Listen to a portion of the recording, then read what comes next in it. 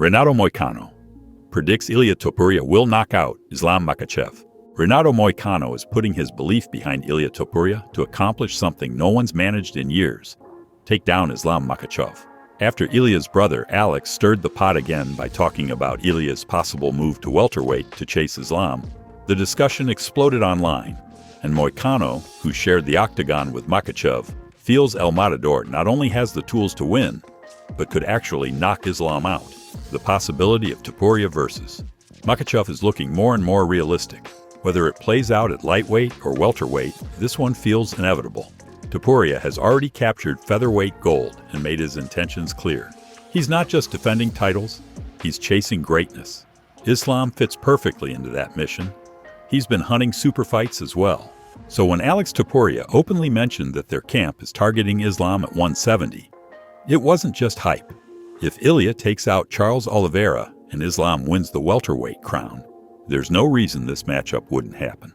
It's a blockbuster in the making, an unbeaten knockout machine versus one of the most dominant grapplers in MMA history. It's a stylistic puzzle. Ilia's clean, pinpoint striking against Islam's relentless wrestling and top control. And Moicano made it clear, Ilia's no slouch on the ground either. He has the grappling chops to handle himself if it goes there. Before moving up, if you're enjoying the content and want to stay ahead of all the biggest MMA stories, hit that subscribe button and turn on notifications. We've got more fight talk, breaking news, and behind-the-scenes moments coming your way. Don't miss it. I would like to watch Islam and Topuria, and I think right now, Ilia Topuria would beat Islam Makhachev. Wow. I think so. You think he'd knock him out like he did in 145? Man, we know it's very hard to knock Volkanovski out. You know how good Volkanovski showed up on his last performance against a very dangerous guy? You know, Volkanovski, he looked on his prime again. He did the 5 rounds. Man, and Max Holloway just went to the lightweight division on the beginning of the last year, knocked one of the most dangerous guys on the division, and then got back to 45 and got knocked out by Topuria. So that shows Topuria I think he's the real deal. I think with his grappling and like the way he moves his head and his boxing, I think he would impose a lot of trouble to Islam Makhachev. But now it's just speculation. We're not gonna see that fight anytime soon. So. Right now, it's still early talk. But if both guys handle business in their upcoming fights, don't be surprised if this one gets locked in. Moving up next, we have JDM says Islam's stand-up is worse than Belal's. Here's his reasoning. Jack Della Maddalena didn't mince words when analyzing a potential fight with Islam Makhachev. Confident and composed, JDM praised Islam's overall dominance, but made a sharp comparison. In his eyes, Belal Muhammad is more dangerous on the feet than Islam. Still, Jack views Islam as a superior version of Belal, more complete, more control-oriented, higher fight IQ. But that doesn't mean he's backing off. Jack believes he has what it takes to beat him. This potential showdown is a compelling one. JDM brings fluid boxing, crisp combinations, and some of the best takedown defense in the division. He's not the type of fighter you can overwhelm easily. Meanwhile, Islam's game is built on pressure, suffocating pace, and precise timing, especially when he starts grinding opponents out late in the fight. If Islam does beat Jack, it opens the floodgates for even bigger matchups. We're talking about names like Shavkat Rakhmonov, a true finishing machine.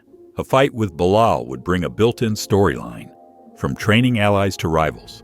There's also the exciting idea of Islam versus Ian Garry. Fresh style, flashy presence against hardened discipline. And if Kamaru Usman is still active, a fight between the two could be an all-time classic. I mean, it's just, I think Islam Makhachev is a better version of Belal. I think his striking on the feet is, I even think it's easier. The striking on the feet, I think it's easier than Belal because he'll stay in one stance. He's more traditional style. But yeah, he's the pound for pound number one. So it's a tough fight. But I guess we'll just watch all his fights again, make a solid game plan, and then just start working at it. From pretty much now, I'm going to start working on ways to beat him, different ways to get back to my feet, stuff in the takedown. But I'm pretty confident I can get this one done. You've got some great athletes and performers in your corner. So Volkanovski's obviously fought him before. Yep. Will you pick Volk's brain? Yeah, 100%. I definitely plan. After the last 2 fights, I've spent a bit of time in Wollongong. So yeah, I think probably the first stop. We go to Wollongong, talk to Volk, see what he reckons. Moving up next we have Islam Makhachev responds to Ilia Topuria's 170 call-out. After Alex Topuria revealed that Ilia was planning to go after Islam at welterweight, the MMA world started buzzing, especially with Ilia poised to face Charles Oliveira and Islam expected to battle Della Maddalena. Now things have escalated. Islam was asked directly if he'd be open to facing Ilia at 170. His answer? He's willing, but only after dealing with his business in the welterweight division. It wasn't a brush-off. It was a message. He's sticking around at 170, not just for a super fight, but to clean out the division. And that's big news. You know, everybody, like a lot of people ask me to fight Ilia, what do you think? You know, not makes sense. I fought with Ilia for what? Not belt, nothing, you know. Money, I have money, I don't need money. And, but I'm not saying no. If I clean my division, if people want, if Dana want, why not? I can do this, easy. This shows he's not taking Ilia lightly. If anything, he's already mentally preparing for the matchup down the road. Ilia's rise has been nothing short of meteoric, undefeated, fearless, and constantly eyeing legacy fights. He's not just calling for them, he's building towards them. Islam, meanwhile, is closing in on rare air. If he beats Jack, he'll have conquered top names at both lightweight and welterweight. That sets him up for major fights. Ilia, Shavkat, Belal, all potentially on the table. It's clear. The stakes are rising and the narratives are aligning. Ilia's looking to build a legacy. Islam wants to dominate 2 divisions. If both keep winning, this fight writes itself. Now the ball's in the UFC's court. Moving up next we have Ian Garry promises to take over the welterweight division. Ian Garry says he's not here just to compete. He's here to dominate. Specifically, he believes he'll run through Islam Makhachev and every top welterweight on the way to the title. The Irish striker believes the welterweight scene has never been more alive, and he's ready to lead the charge. The division is bursting with young, dangerous contenders. Shavkat Rakhmonov, Jack Della Maddalena, Michael Morales, and Garry himself all represent a new wave of elite talent under 30. Each one brings unique tools and massive upside. But Garry isn't satisfied being part of the new blood. He wants to be the face of it. His goal is crystal clear: become champion and defend against every top challenger that steps up. He doesn't just want the belt. He wants a legacy built on beating the division's best. I'm going to fight all of the top welterweights at some point in time, because when I'm the champion, I'm going to be beating up everyone. That's the next contender, the next best guy.